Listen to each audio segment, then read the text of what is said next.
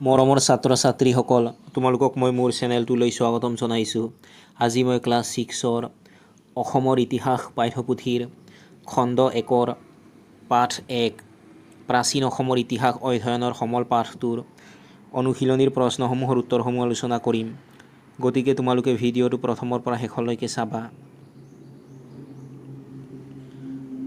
অনুশীলনীৰ আৰম্ভণিতে দিয়া আছে তলৰ প্ৰশ্নবোৰৰ 1 নঙৰ পৰা 5 নঙলৈ শুদ্ধ উত্তৰৰ কাষৰ গোল চিনটো পূৰ কৰা।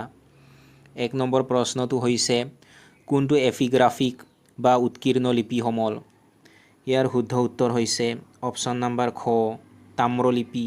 গতিকে তোমালোকে অপশ্যন খৰ কাষত থকা গোল চিনটো পূৰ কৰি দিবা।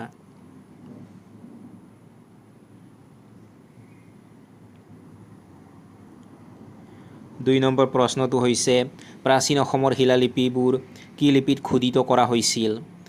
ইয়াৰ শুদ্ধ উত্তৰ হৈছে অপশ্যন নম্বৰ ঘ ব্ৰাহ্মী। গতিকে তোমালোকে অপশ্যন ঘৰ কাষত থকা গোল চিনটো পূৰ কৰি দিবা।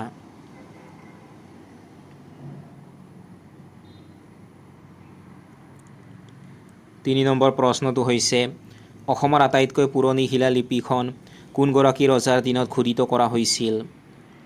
ইয়াৰ শুদ্ধ উত্তৰ হৈছে অপশ্যন নম্বৰ খ ভূতি বৰ্মন। গতিকে তোমালোকে অপশ্যন খৰ কাষত থকা গোল চিনটো পূৰ কৰি দিবা।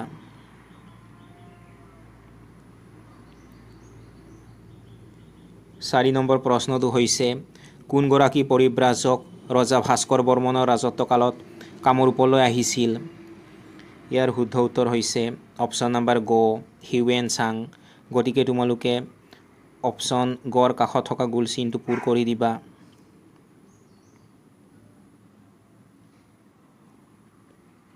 পাঁচ নম্বৰ প্ৰশ্নটো হৈছে কোনখন বৈদিক সাহিত্য?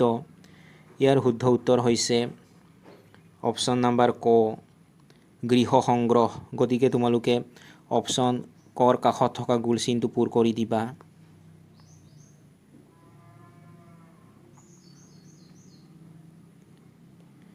ছয় নম্বৰত দিয়া আছে ক অংশৰ লগত খ অংশ মিলোৱা।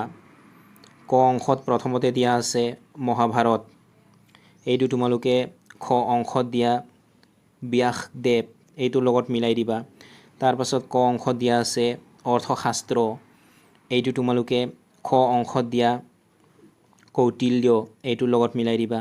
তাৰ পাছত ক অংশত দিয়া আছে CU কি এইটো তোমালোকে খ অংশত দিয়া হিউৱেন চাং এইটোৰ লগত মিলাই দিবা। তাৰ পাছত ক অংশত দিয়া আছে কৰ্পূৰ মঞ্জৰী। এইটো তোমালোকে খ অংশত দিয়া ৰাজশেখৰ এইটোৰ লগত মিলাই দিবা।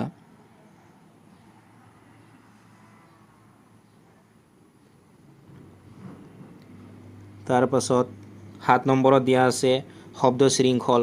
মই তোমালোকক এই শব্দ শৃংখলটো ইতিমধ্যে সম্পূৰ্ণ কৰি দিছোঁ।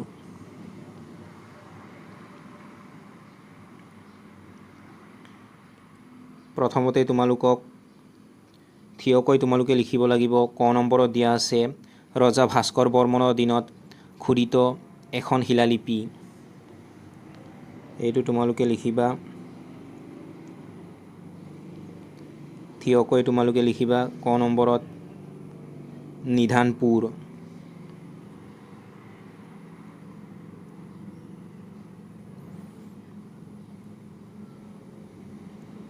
তাৰ পাছত খ নম্বৰত দিয়া আছে পাল ৰজা গোপালৰ দিনত খোদিত এখন শিলালিপি।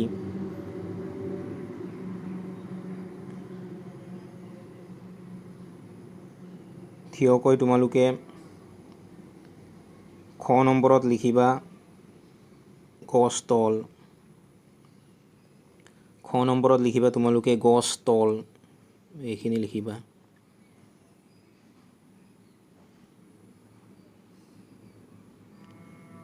তাৰ পাছত পথালিকৈ লিখিব লাগিব। গ নম্বৰত দিয়া আছে ৰজা হৰ্যৰ বৰ্মনৰ ৰাজত্বকালত খোদিত এখন শিলালিপি। তোমালোকে লিখিবা গ নম্বৰত পথালিকৈ লিখিবা তোমালোকে তেজপুৰ।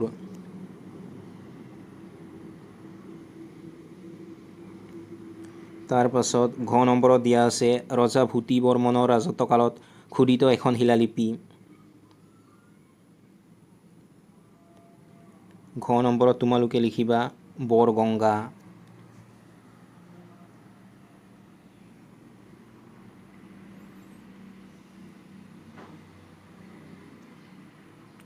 আঠ নম্বৰত দিয়া আছে চমু উত্তৰ দিয়া 30টামান শব্দৰ ভিতৰত। ক নম্বৰ প্ৰশ্নটো হৈছে কোনবোৰ প্ৰত্নতাত্ত্বিক সমলে প্ৰাচীন অসমৰ বিষয়ে জনাত সহায় কৰে। তোমালোকে উত্তৰত লিখিবা স্থাপত্য ভাস্কৰ্য, মন্দিৰ দেৱালয়ৰ ভগ্নাৱশেষ, মূৰ্তি আৰু বিভিন্ন সঁজুলি আদি প্ৰত্নতাত্ত্বিক সমলে প্ৰাচীন অসমৰ বিষয়ে জনাত সহায় কৰে। উদাহৰণস্বৰূপে গুৱাহাটীৰ কামাখ্যা মন্দিৰ, তেজপুৰৰ দ পৰ্বতীয়া মন্দিৰৰ শিলৰ তোৰণ আৰু গোৱালপাৰাৰ সূৰ্য পাহাৰৰ বৌদ্ধ স্তূপ আদি।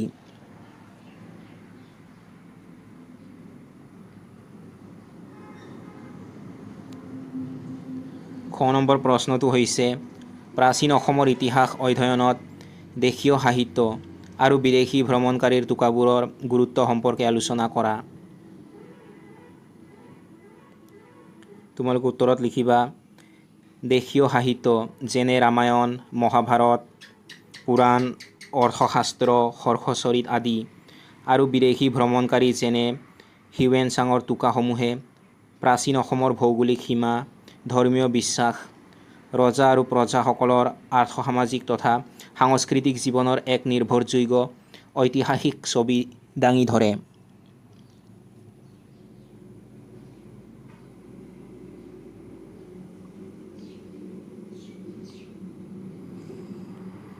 গ নম্বৰ প্ৰশ্নটো হৈছে প্ৰাচীন অসমৰ শিলালিপি আৰু তাম্ৰলিপিৰ পৰা কেনেধৰণৰ তথ্য আহৰণ কৰিব পাৰি লিখা। তোমালোকে উত্তৰত লিখিবা শিলালিপি আৰু তাম্ৰলিপিসমূহৰ পৰা প্ৰাচীন অসমৰ তদানীন্তন ভাষা, ব্যৱহৃত লিপি, ৰজাসকলৰ বংশাৱলী, শাসনকাল, দান বৰঙণি, ধৰ্মীয় নীতি নিয়ম আৰু সামাজিক তথা ৰাজনৈতিক অৱস্থাৰ বিষয়ে বহু গুৰুত্বপূৰ্ণ আৰু প্ৰামাণ্য তথ্য আহৰণ কৰিব পাৰি।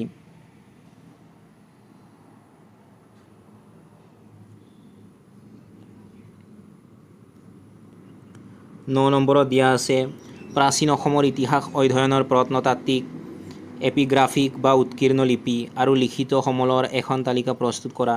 মই তোমালোকক ইতিমধ্যে তালিকাখন প্ৰস্তুত কৰি দিছোঁ। প্ৰত্নতাত্ত্বিক সমল এইফালে তোমালোকে লিখিবা গুৱাহাটীৰ কামাখ্যা মন্দিৰ, এইফালে তোমালোকে লিখিবা এপিগ্ৰাফিক বা উৎকীৰ্ণ লিপি সমল, ভাস্কৰ বৰ্মনৰ নিধানপুৰ তাম্ৰলিপি, এইফালে লিখিত সমল, এইফালে তোমালোকে লিখিবা কালিকা পুৰাণ। এইখিনি চাই তোমালোকে লিখি ল'বা।